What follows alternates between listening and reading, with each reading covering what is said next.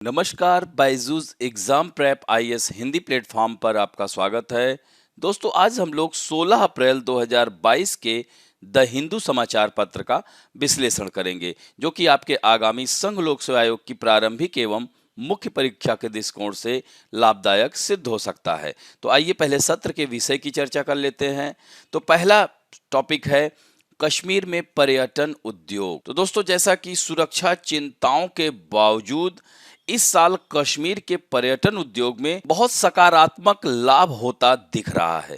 तो इसमें यही बताया जाएगा इस टॉपिक में कि कैसे महामारी ने उद्योग को पुनर्जीवित करने और ऐसे लोगों के लाभ लाने में मदद की जो अन्यथा अनिश्चितता में रहते हैं। तो दोस्तों, इसमें हम लोग कश्मीर पर्यटन उद्योग की बात करेंगे कि कैसे बढ़ रहा है, इसमें के समक्ष क्या चुनौतियां हैं, उन सब की चर्चा करेंगे।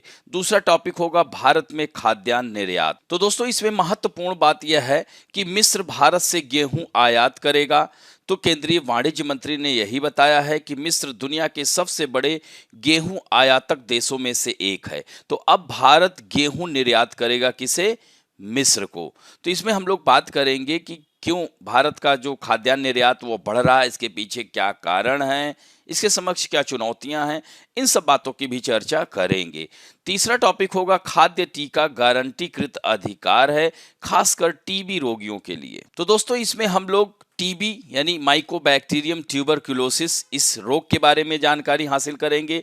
साथ साथ यह महत्वपूर्ण है कि फूड यानी कुपोषण को संबोधित किए बिना भारत में टीबी की घटनाओं और मृत्यु दर को कम करने के लक्ष्यों तक नहीं पहुंचा जा सकता। यानी पोषण स्थिति को बिना मजबूत किए टीबी या जिसे क्षय रोग कहते हैं, इसे हम इस पर काबू नहीं पा सकते। जबकि 2025 तक भारत को टीबी मुक्त करना है, यह सरकार ने निर्णय लिया है। तो इसमें भारत सरकार की पहल के बारे में बात करेंगे कि टीबी रोग से कैसे वह निपट रहा है। साथ साथ वैश्विक पहलों की भी चर्चा करेंगे। और चौथा टॉपिक होगा किसी को भी न्यायाधीश के जांच से हटने के कारण जानने का अधिकार नहीं, दिल्ली हाई कोर्ट ने कहा है। तो दोस्तों, इस लेख में हम लोग यह बात करेंगे कि दिल्ली उच्च न्यायालय ने माना है कि किसी भी वादी या तीसरे पक्ष को किसी मामले की सुनवाई से न्यायाधीश के अलग होने के बारे में हस्तक्षेप करने, टिप्पणी करने या पूछताछ का अधिकार नहीं है। तो दोस्तों, इस लेख के आधार पर हम लोग इसमें बात करेंगे न्यायिक अयोग्यता, जिसे रिक्यूजल कहा जाता है। यह क्या होता है, यह इसका क्या आधार है, इससे जुड़ी चिंताएं क्या हैं, इन सब बातों की चर्चा करेंगे। और साथ साथ दिल्ली उच्च न्यायालय का क्या मत है। और अंत में दोस्तों, मुख्य परीक्षा अभ्यास प्रश्न, जिसमें 2 उत्तर की संरचना के बारे में हम लोग बात करेंगे। तो आइए पहले टॉपिक की ओर चलते हैं, ए प्रॉफिटेबल विंटर इन कश्मीर। तो इसे पर्यटन उद्योग के तहत यानी सामान्य अध्ययन के 3rd पेपर, और यह पृष्ठ संख्या 7 पर आई हुई है। यहाँ पर आप देख सकते हैं यह जम्मू एंड कश्मीर है। 2019 में यह 2 केंद्र शासित प्रदेशों में बदल गया था। और दोस्तों, यह जो है, यह क्षेत्र जो है, यह लद्दाख क्षेत्र के अंतर्गत आता है, यह जम्मू और कश्मीर। तो यहाँ पर हम बात करेंगे कश्मीर में पर्यटन उद्योग यानी सुरक्षा चिंताओं के बावजूद, क्योंकि वर्तमान परिस्थिति में देखा जाए तो यह चारों ओर से अगर देखा जाए तो पड़ोसी देशों यानी एक तरफ से पाकिस्तान, जो कि परंपरागत विरोधी देश है, वह आए दिन आतंकवादी गतिविधियां यहां करने की कोशिश करता है। इन सब के बावजूद भी यहां पर पर्यटन उद्योग फल फूल रहा है। और कैसे महामारी ने इस उद्योग को पुनर्जीवित करने और ऐसे लोगों के लिए लाभ लाने में मदद की जो अन्यथा अनिश्चितता में रहते थे। तो यहाँ के लोगों में अनिश्चितता भरी रहती थी, शंका बनी रहती थी कि लोग यहाँ पर कम क्यों आ रहे हैं। अगर हम बात करें तो 1954 से ही यहाँ पर पर्यटन उद्योग को बढ़ावा दिया जा रहा है। और यह फिर 80 के दशक में 1989 में यह थोड़ा सा कमजोर पड़ा, चूंकि विरोधी ताकतें, देश विरोधी ताकतें कह सकते हैं, और खासकर पड़ोसी मुल्क यहाँ पर बहुत ज़्यादा अव्यवस्था फैला रहे थे, जिसकी वजह से पर्यटन उद्योग धीमा पड़ गया। फिर 2002 में, तो इसको सईद प्रभाव कहते हैं, उसके तहत भी चर्चा करेंगे। तो मुफ्ती मोहम्मद सईद ने 2002 में उन्होंने किया। और इसके साथ साथ अगर देखा जाए तो 1986 में भी राजीव गांधी तब तत्कालीन प्रधानमंत्री थे, उन्होंने भी बहुत सारा कार्य किया था। तो 88 तक पर्यटन उद्योग बहुत अच्छा चल रहा था। फिर 89 के बाद यह कमजोर हुआ, फिर 2002 में यह उद्योग तेजी से आगे बढ़ा और इस तरह से फिर 2019 में जब यह 2 केंद्र शासित प्रदेशों में बटा, तब जो है फिर से अनिश्चितता बढ़ी। लेकिन उसके बाद तेजी से यह बढ़ रहा है, खासकर महामारी के दौरान जब लॉकडाउन हुआ तब यहां पर सुरक्षा व्यवस्था को और मजबूत किया गया। तो यह कह सकते हैं कश्मीर पिछले कुछ सालों में मुश्किल दौर से गुजरा, लेकिन फिर भी वर्तमान परिस्थिति में देखा जाए तो कश्मीर का पर्यटन उद्योग काफी फल फूल रहा है। यानी कड़े सुरक्षा उपाय किए गए। 5 अगस्त 2019 को केंद्र सरकार द्वारा जम्मू कश्मीर विशेष संवैधानिक स्थिति को समाप्त करने का निर्णय लेने के बाद कई महीनों तक संचार चैनल बंद कर दिया गया। ऐसे में पर्यटन उद्योग पूरी तरह से ठप हो चुका था। फिर उसके बाद महामारी आई जिसने और ज्यादा पर्यटकों को निरुत्साहित किया।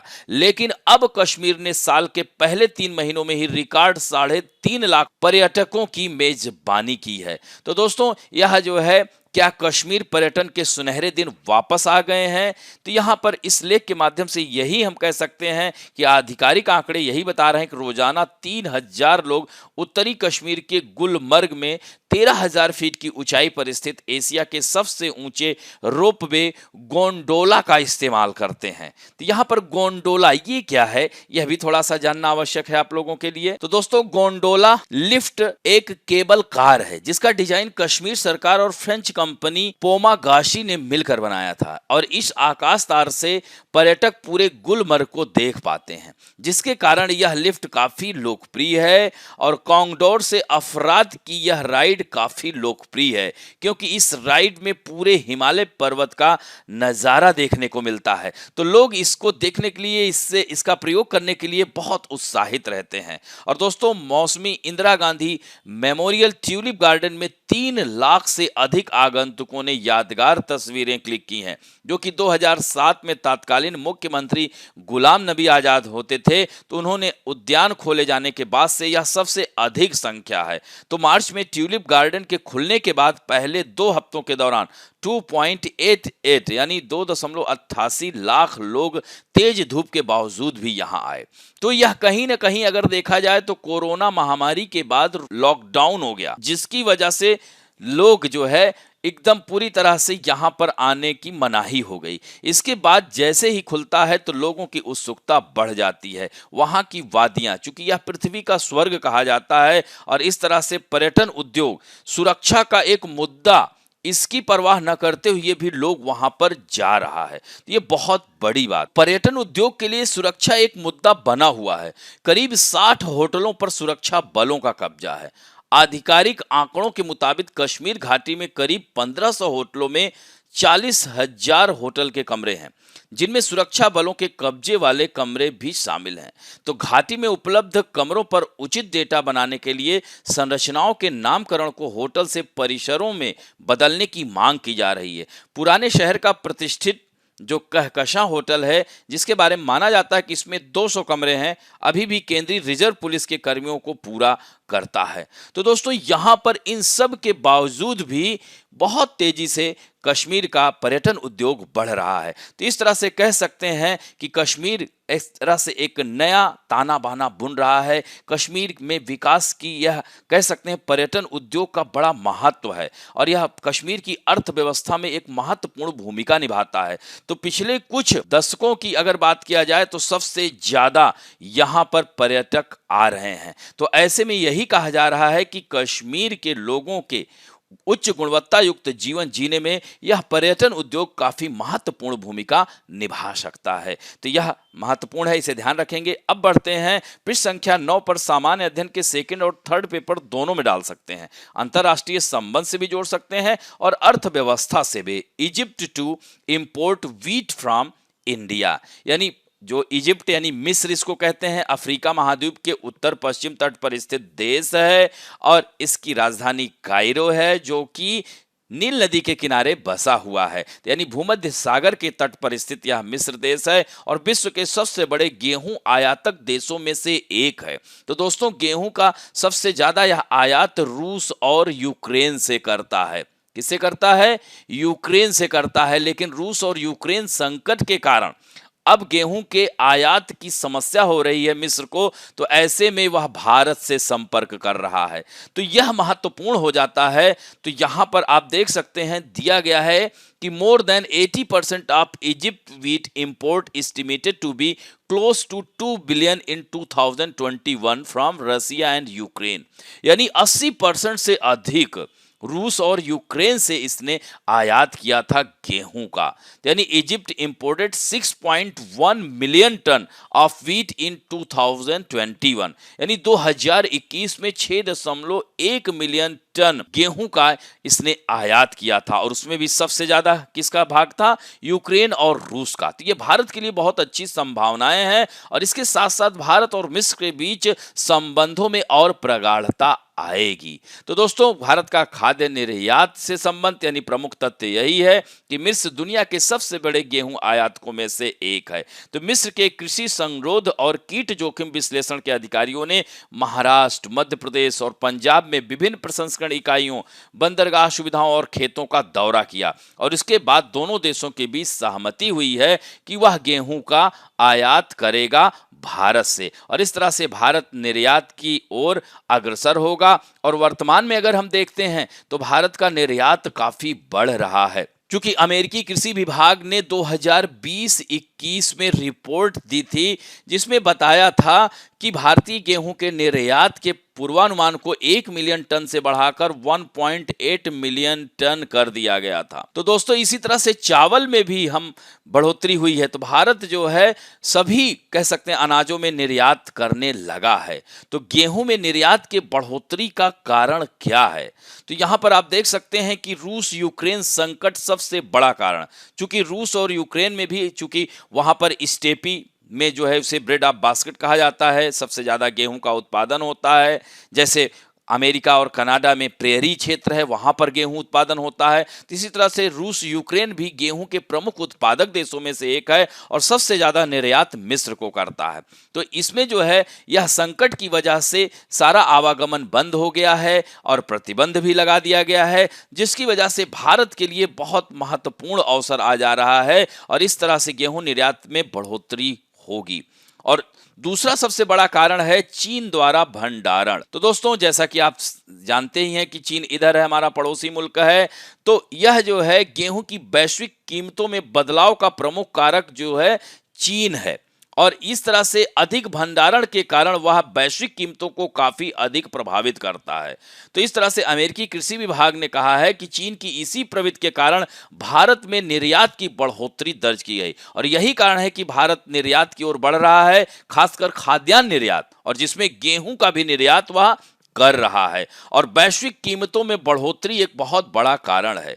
कोरोना नामक महामारी की वजह से वैश्विक कीमतों में इसकी बढ़ोतरी हुई, तो इस तरह से भारत के निर्यात में वृद्धि हो रही है। अगर उदाहरण के तौर पर हम बात करें तो रूस की सरकार ने उच्च घरेलू कीमतों का मुकाबला करने के लिए गेहूं पर निर्यात कर अधिरोपित कर दिया है। इस प्रकार बांग्लादेश, जो कि रूस से गेहूं का एक बड़ा आयातक है, अपनी खरीद के लिए भारत जैसे अन्य विकल्प तलाश रहा है। चूंकि भारत और बांग्लादेश के बीच अच्छे संबंध हैं, तो बांग्लादेश भारत से ही गेहूं आयात करेगा, और इस तरह से अत्यंत कम ब्याज दर पर प्राप्त राशि की तेजी से कृषि उत्पादों में बाजार पर निवेश किया जा रहा है। इससे उत्पादकता में भी वृद्धि हो रही है। तो कोरोना महामारी के मद्देनजर अमेरिका, भारत और रूस जैसे देश अपनी ब्याज दरों में कटौती कर रहे हैं। तो इस तरह से वैश्विक बाजार में भारी मांग की वजह से भारत का निर्यात, और भारत बड़े उत्पादक देशों में से है। तो गेहूं का सबसे बड़ा उत्पादक देश चीन है, दूसरे नंबर पे अपना भारत है। तो ऐसे में निर्यात निश्चित रूप से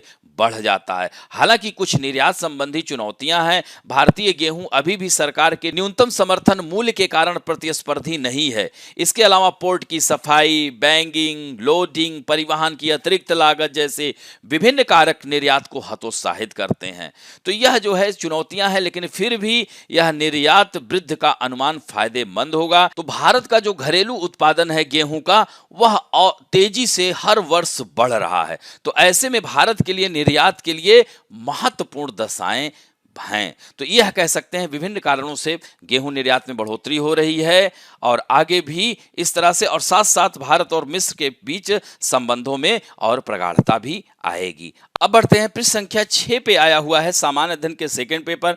स्वास्थ्य से इसे जोड़ सकते हैं, the food vaccine as right more so for TB patient. दोस्तों, कुपोषण को संबोधित किए बिना भारत में टीबी की घटनाओं और मृत्यु दर को कम करने के लक्ष्यों तक नहीं पहुंचा जा सकता है। तो यहां पर यही दिया गया है, खाद्य टीका गारंटीकृत अधिकार है, खासकर टीबी रोगियों के लिए। तो दोस्तों, यहां पर टीबी की बात की जा रही है। तो टीबी जिसे तपेदिक भी कहते हैं या क्षमा रोग कहते हैं, इसे क्षय भी कहा जाता है। दोस्तों, यह एक बैक्टीरियल डिजीज है, जीवाणु जनित बीमारी है और इस जीवाणु का नाम है माइकोबैक्टीरियम ट्यूबरकुलोसिस। दोस्तों, तपेदिक संक्रामक रोग होता है। टीबी रोग तपेदिक के मूल लक्षणों में जैसे खांसी का 3 हफ्ते से ज्यादा रहना, यह सब बुखार, थकान, सीने में दर्द, और भारत में दुनिया में सबसे ज्यादा टीबी रोगी हैं।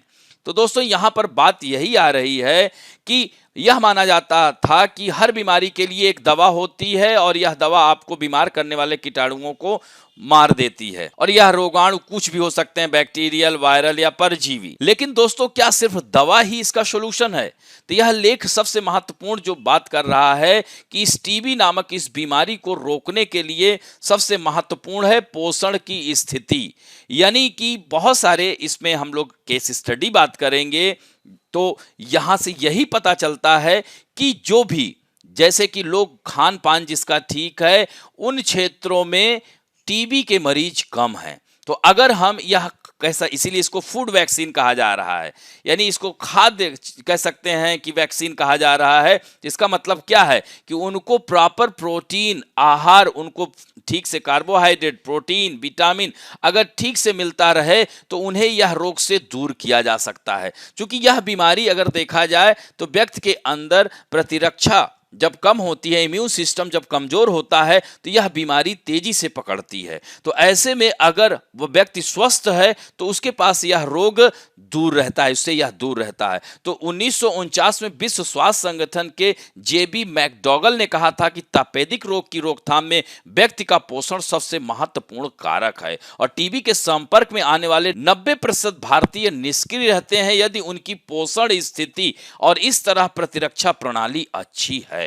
यानी कह सकते हैं कि अगर पोषण स्थिति, खान पान अच्छा है, उनका इम्यून सिस्टम अच्छा है, तो वह जो है उन्हें टीबी रोग नहीं होता है। तो शोध से यही पता चला है कि वयस्क आबादी में कुपोषण भारत की टीबी महामारी का प्रमुख चालक था। यानी कुपोषण यानी उनको ठीक से भोजन नहीं मिल रहा है, और आपको पता ही है कि विश्व में सबसे अधिक कुपोषित व्यक्ति अगर कहीं है तो वह भारत में ही है, जनसंख्या के आधार पर अगर बात किया जाए। क्योंकि विश्व की दूसरी सबसे बड़ी जनसंख्या वाला देश है, यही कारण है कि यहाँ मेलन्यूट्रिशन के शिकार ज्यादा है लोग, तो जिसकी वजह से टीबी जैसी बीमारी होने के चांसेस बढ़ जाते हैं। तो दोस्तों, इसके लिए टीबी से बचने के लिए यानी ताजी हवा, शुद्ध पानी, अच्छे भोजन अगर जहां पर है वहां पर इसका प्रकोप कम है। यानी कह सकते हैं कि 1943 में स्ट्रेप्टोमाइसिन की खोज तक टीबी के लिए कोई दवा नहीं था। तो यानी बेहतर मजदूरी, बेहतर जीवन स्तर और भोजन के लिए उच्च क्रय शक्ति के साथ टीबी मृत्यु दर इंग्लैंड और वेल्स के प्रति 1 लाख जनसंख्या पर 300 लोगों से घटकर 60 हो गई। यानी उन्होंने ठीक ढंग से लोगों को मुहैया कराया, खान पान ठीक कराया, जिसकी वजह से यह घट गई। तो इस तरह से हम अपने देश में भी इस तरह का कार्य कर सकते हैं। इसी तरह का एक और उदाहरण हम लेते हैं कि 2009-10 में राष्ट्रीय ग्रामीण स्वास्थ्य मिशन योजना के हिस्से के रूप में बस्तर, छत्तीसगढ़ के आदिवासी क्षेत्रों में टीबी रोगियों के लिए अतिरिक्त चावल, दाल और खाना पकाने के तेल के पोषण पूरक पूरकता प्रदान करने की एक परियोजना प्रस्ताव का बचाव कर रहा था, लेकिन इसे केंद्रीय तकनीकी टीम ने 2 बार बिना सिद्ध लाभ के हस्तक्षेप के रूप में खारिज कर दिया, और जिसके कारण से यहां पर टीबी के रोगियों की संख्या बढ़ गई। तो भारत में लगभग 2.8 मिलियन सक्रिय मामले हैं और यह गरीबों की बीमारी इसे कहते हैं। तो इस तरह से एक और केस स्टडी है। तो छत्तीसगढ़ ने मूंगफली, मूंग दाल और सोया तेल की आपूर्ति भी शुरू की और अप्रैल 2018 से राष्ट्रीय स्वास्थ्य मिशन की निक्षय पोषण योजना के तहत सभी राज्यों ने टीबी रोगियों को भोजन खरीदने के लिए प्रति माह 500 रुपया नगद हस्तांतरण की सहायता देना शुरू किया। तो दोस्तों, यह केंद्र सरकार की योजना थी। टीबी से लड़ने के लिए जो भारत की पहल में यह महत्वपूर्ण भूमिका निभा रहा है, निक्षय पोषण योजना, ये 2018 में शुरू किया गया था। इसमें प्रति माह 500 रुपए मिलते हैं।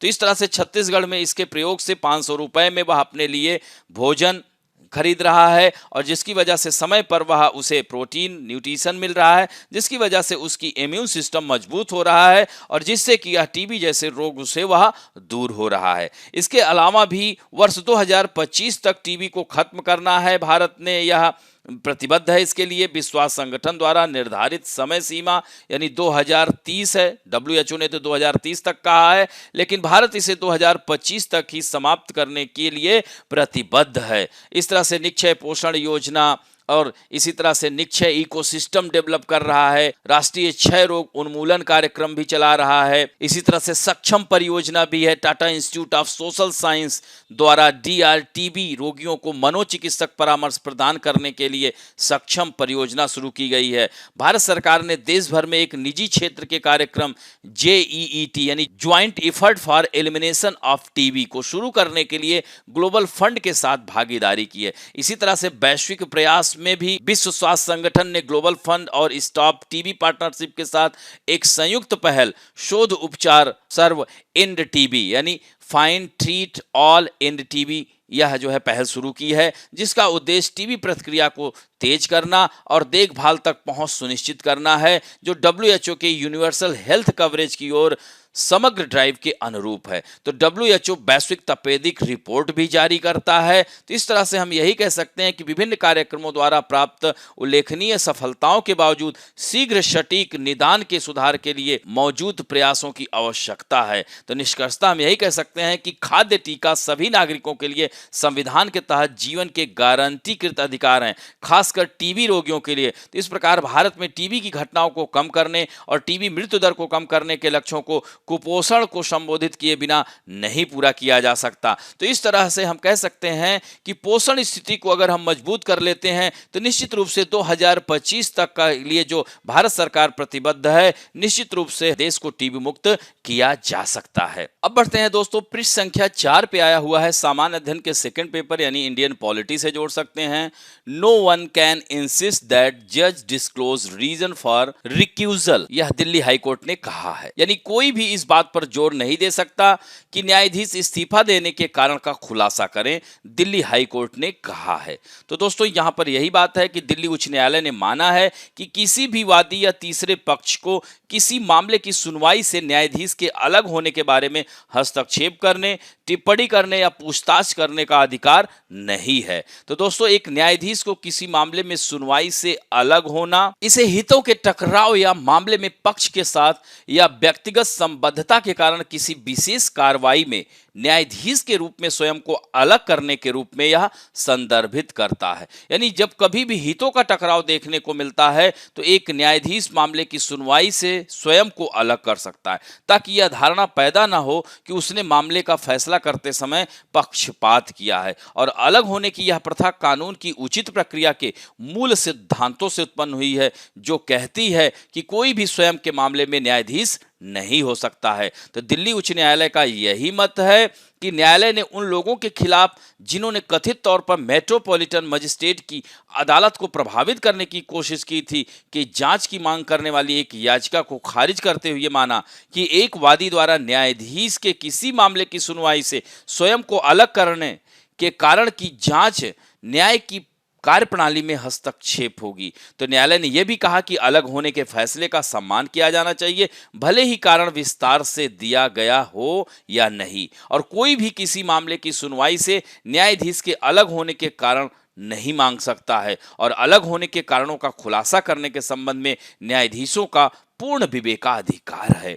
अब दोस्तों, न्यायिक अयोग्यता या रिक्यूजल है क्या, इसे या बहिष्कार कहते हैं। तो यह जो है पीठासीन अदालत के अधिकारी या प्रशासनिक अधिकारी के हितों के टकराव के कारण कानूनी कार्रवाई जैसी आधिकारिक कार्रवाई में भाग लेने से परहेज करने का कार्य होता है। तो इसका आधार ही यही होता है कि न्यायाधीश एक पक्ष के पक्ष में या दूसरे पक्ष के लिए खिलाफ पक्षपाती है, या किसी उचित उद्देश्य पर्यवेक्षक सोचता है कि वह हो सकता है, विषय वस्तु में रुचि या किसी ऐसे व्यक्ति के साथ संबंध जो इसमें रुचि रखता हो, या पक्षों या मामलों के तथ्यों के बारे में व्यक्तिगत जानकारी। इसका मतलब क्या है, यानी जैसे कि पृष्ठभूमि उसकी वकील रहा हो और अन्य वकीलों से उसकी मित्रता हो, तो ऐसे में जब जिरह हो रही होती है तो न्यायाधीश उसके पक्ष में कर देता है। तो ये सब समस्याएं हैं, यह आधार हैं जिनकी वजह से यह रिक्यूसल की समस्याएं हो जाती हैं। तो वकीलों या गैर वकीलों के एक तरफा संचार, यह सब आधार हैं जिसके आधार पर बहिष्कार या रिक्यूजल इसको कहते हैं, इसको यहाँ पर ध्यान रखेंगे, रिक्यूजल या बहिष्कार या न्यायिक अयोग्यता ठहराया जाता है। दोस्तों, इससे जुड़ी जो चिंताएं हैं, यह जो वादी लोग होता है वो अपनी पसंद की बेंच चुनने की अनुमति देता है, जो न्यायिक निष्पक्षता को कम करता है। इससे स्वतंत्रता दोनों को कमजोर करता है, यानी न्यायाधीशों की निष्पक्षता पर सवाल उठने लगता है, और यह निर्धारित करने की कोई नियम नहीं है न्यायाधीश कब खुद को अलग कर सकते हैं। एक ही स्थिति को केवल अलग अलग यह व्याख्याएं हैं। तो रिक्यूजल बाधा उत्पन्न कर सकता है और न्यायालयों की कार्रवाई में यह देरी भी कर सकता है। न्यायालय गतिविधि में यह हस्तक्षेप करने से इस तरह की समस्याएं हो सकती हैं। तो दोस्तों, जैसे हटने का जो यह अधिकार है, यह हटने के कई ऐसे केसेस हैं, हटने के जो नियम में संवैधानिक न्यायालयों में उनके समक्ष सूचीबद्ध मामलों की सुनवाई से न्यायाधीशों को अलग करने का कोई लिखित नियम नहीं है। इसे न्यायाधीश के विवेक पर छोड़ दिया जाता है। अदालत के आदेश में हटने के कारणों का खुलासा नहीं किया जाता। कुछ न्यायाधीश मौखिक रूप से मामले में शामिल वकीलों को अपने अलग होने के कारणों से अवगत कराते हैं और कुछ नहीं भी कराते हैं। तो इस तरह से क्या कोई जज हटने से इनकार कर सकता है? तो सुनवाई से हटने या नहीं हटने का निर्णय न्यायाधीश द्वारा अलग अलग करने का अनुरोध किए जाने के बाद किया जाता है। तो इस तरह से हम निष्कर्षतः यही कह सकते हैं कि यह संवैधानिक कर्तव्य है, जैसा कि किसी भी शपथ में परिलक्षित होता है कि पारदर्शी, जवाबदेह, न्याय वितरण में निष्पक्ष होना, और इसलिए न्यायालय किसी विशेष मामले से अपने हटने के कारणों को इंगित करने की आवश्यकता होती है। और न्याय को बनाए रखना न केवल सत्ता में बैठे लोगों का कर्तव्य है, बल्कि शासन संरचना में लोगों के विश्वास की नींव भी है। तो इसे भी ध्यान रखेंगे। अब बढ़ते हैं मुख्य परीक्षा अभ्यास प्रश्न। न्यायाधीशों की न्यायिक अक्षमता या बहिष्कार निर्धारण में एक उद्देश्यपूर्ण मानक की कमी, अनिश्चितता और न्यायिक बैकलॉग का कारण बन सकती है। विश्लेषण कीजिए। तो दोस्तों, इसमें दिल्ली उच्च न्यायालय के संदर्भ लेते हुए इसकी चर्चा करें।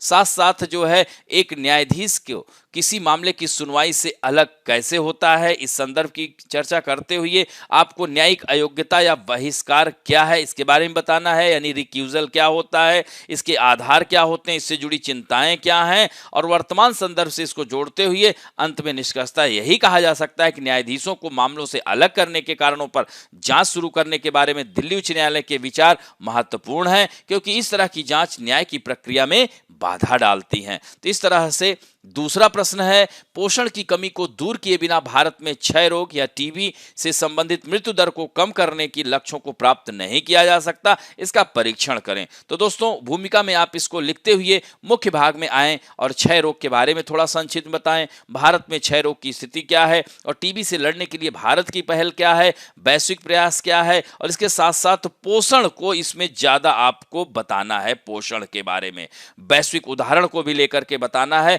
अंततः निष्कर्ष में यही कहना है कि खाद्य टीका सभी नागरिकों के लिए संविधान के तहत जीवन के लिए गारंटीकृत अधिकार है, खासकर टीबी रोगियों के लिए। यानी खाद्य टीका का मतलब क्या है? सभी को पोषण, आहार, भोजन और उसके साथ साथ उनको सहायता। तो इस तरह से खाद्य टीका, यानी जैसे वैक्सीनेशन, कोरोना नामक महामारी में वैक्सीन दी जा रही थी, उसके साथ साथ देखिए अनाज वितरण भी हो रहा था। तो इस अनाज वितरण को लगातार दिया जाना चाहिए, जिससे कि उनका इम्यून सिस्टम अपोषण से वह सुरक्षित रहेंगे, उनका इम्यून सिस्टम मजबूत होगा। तो यह जो है इस तरह से निष्कर्ष में लिखने का प्रयास करिएगा। आशा करता हूं कि आज का भी ये अंक आप लोगों को अच्छा लगा होगा। यदि अच्छा लगे तो प्लीज लाइक, शेयर, सब्सक्राइब और बेल आइकन दबाना ना भूलें। धन्यवाद।